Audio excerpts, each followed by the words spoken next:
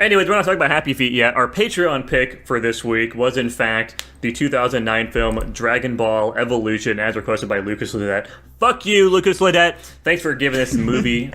We loved it. Thank you. Anyways, I guess, Tanner, you take it away. You love this film. So, this is a movie based on the Dragon Ball series, kind of. We get some opening narration about how King Piccolo is back and he's evil. And then we see Goku, and he's training with his grandpa, and then he's at a high school, and then the Dragon Balls, and then his grandpa gets killed by Piccolo, and then he has to get the Dragon Balls, and he meets Bulma, and he meets Yamcha, and he meets Master Roshi, and there's some training, kind of, and then they get a couple of the Dragon Balls, and then they lose all the Dragon Balls, and they find Piccolo, who has the Dragon Balls, and then they fight him, and he turns into a big monkey, but then he realizes that the true monkey was the one inside him all along, and then he Kamehamehas, and they win. And they bring back Mr. Roshi, who is fucking dead or something. Dude, I love Master Roshi. I wish he was more of a pedophile in this film. Anyway, here's my haiku as inspired by Dragon Ball Evolution. Piccolo returns. Emo Goku finds his balls. Kamehameha. Kamiyamama. This movie fucking sucks. The acting is really bad. The plot is super fucking both generic and incredibly poorly written. They forget shit all the time. They have massive oversights all the time. All the characters are really very, they're very poorly written. It's just an absolute disaster of a film. And honestly for me, this movie wasn't even that funny, too. Like, with a film like this, you'd expect going into it, or at least I'm gonna get some laughs out of it. Nah, I really didn't think it was that funny. I thought it was just kind of fucking boring and bad. Yeah, it's not funny, mostly because it's just confusing. Like, everything you're doing, you're like, well, why would they do that? Why would they say that? Why would they choose to deliver that line like that? Like, it almost defies comprehension, this film. Especially just with the main character. He is just so painfully awkward and unlikable, like, the entire movie. And they kind of try to have him, like, have a little bit of a character arc, but it's so forced and fast-paced that you can't even really perceive it as an arc. He just, like, suddenly is just, like, a more confident person for no fucking reason. Especially his interactions with Chi-Chi. Yeah. Holy shit, I wanted to rip out my hair. It is so hard to watch. And it's like everyone, like, why is this woman into him? He blew open some fucking lockers and that's it, and that sparked it all. Jesus Christ. Makes him seem mysterious, dude. It's like, ooh, you have this power that I also have? That's cool. We, like, kind of connect on that level. You want to, like, beat up my boyfriend, maybe, for me? That'd be pretty cool. You want to fuck me in front of him? I think that'd be pretty sweet, you know? You want me to turn into another woman and then, like, you know, you can beat the shit out of me? I'd like that. But yeah, as Jackson said, this movie is just fucking riddled with cliches, and it's a fucking paper-thin plot that just you find no way of possibly caring about. They spend so much time teaching Goku, like, oh man, you're like this martial arts master, Goku. Look at all this cool shit that you can do. And the final fight, they just kind of float up into the air and do a big Kamehameha. That's about it. I think it's funny too, is like Dragon Ball has so much going on with it, so many cool elements and stuff, and this movie just took all of the most surface level details of it and bastardizes it. I don't really give a shit about Dragon Ball at all. I used to be a little bit into it as a child, so looking at it from just like a bad adaptation standpoint isn't really something I was doing, but holy shit, this movie, like even my surface level knowledge of Dragon Ball, this movie just fucking, it's, oh my god, like it doesn't even try sometimes. It's like, oh yeah, Dragon Ball is like some space martial arts shit, so it's just gonna be like some martial arts movie. Like they even fucked up how Kamehamehas work. Like that should have been an easy layup, and it's like the most lame thing ever. Like come on, suck my farts. Yeah, literally the only pro I can give it is that the line delivery of the Kamehameha when he did the big one was fine. Visually it looked fucking stupid, but you know, he said it with a proper amount of intensity, I guess. Yeah. The only pro I can give is that Bulma's hot, but, like, you know, other than that, I mean... Bulma is kind of hot. Honestly, yeah. Chi-Chi's also kind of hot, but, like, she's I wasn't that into Chi-Chi. Asian. She's a big-titted Asian chick, so it was an easy layup for me. Yeah. She has a square jaw, too. Come on, man. Holy shit. I think it's her eyes are the big issue for me. She has such pretty eyes, though, man. What are you talking about? I think they're, like, too close together or something. He thought they were too diagonal. Yeah, I didn't notice them. Yeah, no, she's got positive canthal tilt. That's a turn off for him. Yeah, exactly. I know. She had just like such monolids. Yeah, she just had such like deep looking eyes. Like I just get like fucking. She's like one of those chicks that like gets crazy eyes if she stares a little bit too much. Yeah. This entire review is like just reviewing Chi-Chi. Yeah, no, fucking the love bullshit going on with the one dude that trapped them in a hole and Bulma is like, it's ridiculous as well. What the fuck? Oh yeah, they're fucking comedic moments in this movie that they do with him and shit like that. They all just fall flat every single time. Yeah. But yeah, this movie is it's just horrible. There's like plenty of just like random little nitpicky details you could point out about like the writing being stupid. I was like constantly pointing out things when we're watching the movie and you guys were constantly just going, just don't think about it. Oh, they forgot about it. Things like that. Like one of the funny things is they make this whole setup of like when they're in the volcano area of like taking the monsters and throwing them into the lava so he can make a bridge to get across. Yeah. So he does that. He fights some the shape-shifting chick. He like punches her and they just completely forget about her. Yeah. Like right after that happens. And then all the other characters just fucking walk around the lava. They don't even take the fucking bridge he made. So he didn't have to take the bridge he made. They all just fucking show up on the other side and completely forget and don't talk about the fight he just had with like the fucking minion of Piccolo. It's ridiculous. This movie, it's like they had like one writer and he was drunk the entire time. It makes no sense. Yeah, and they're fucking, like, the whole Ozaru thing as well just made absolutely zero fucking sense.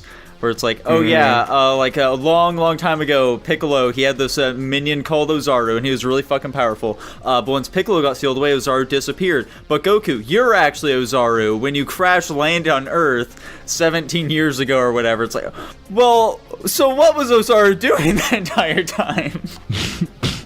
Where did he come from? Why did he become Goku?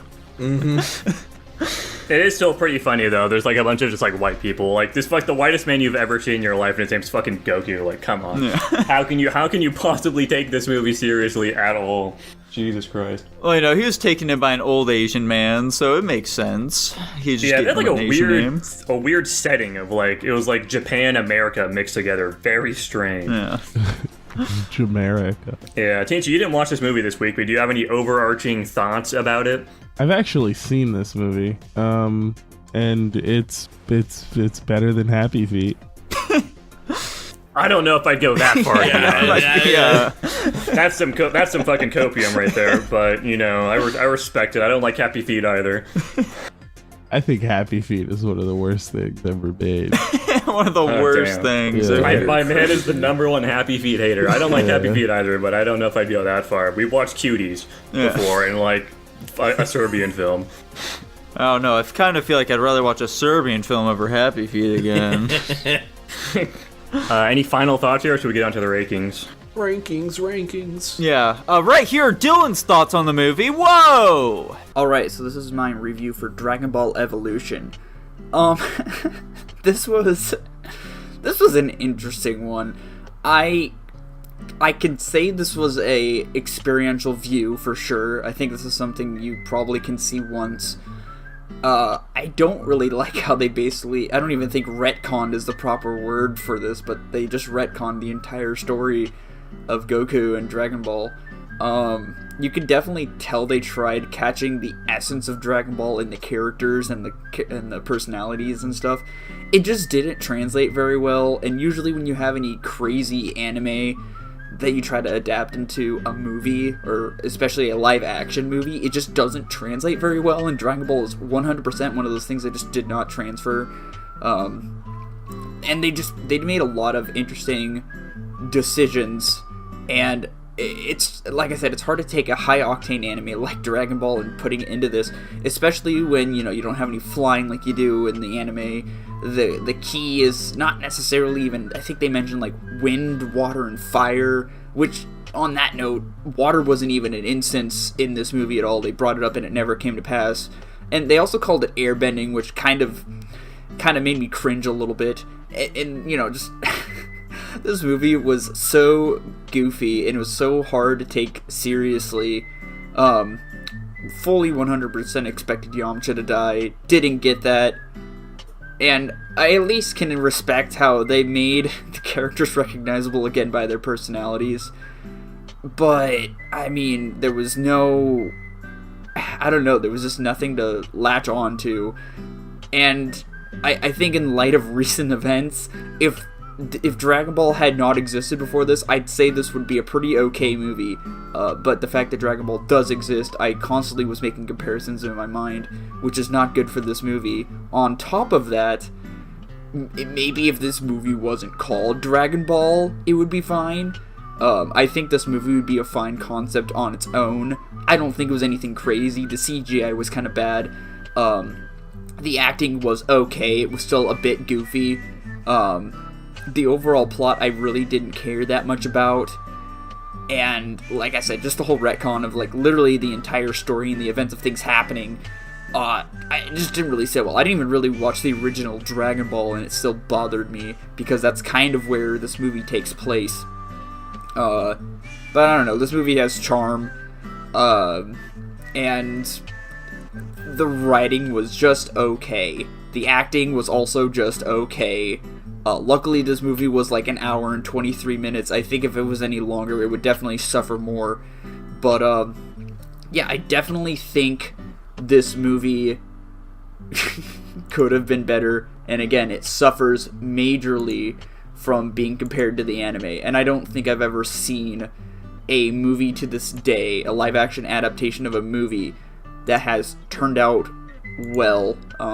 Hopefully we get around to doing that at some point. As for my ranking, before letting this go on even farther, it's kind of a tough one. Like I said, I think this is definitely an experiential movie.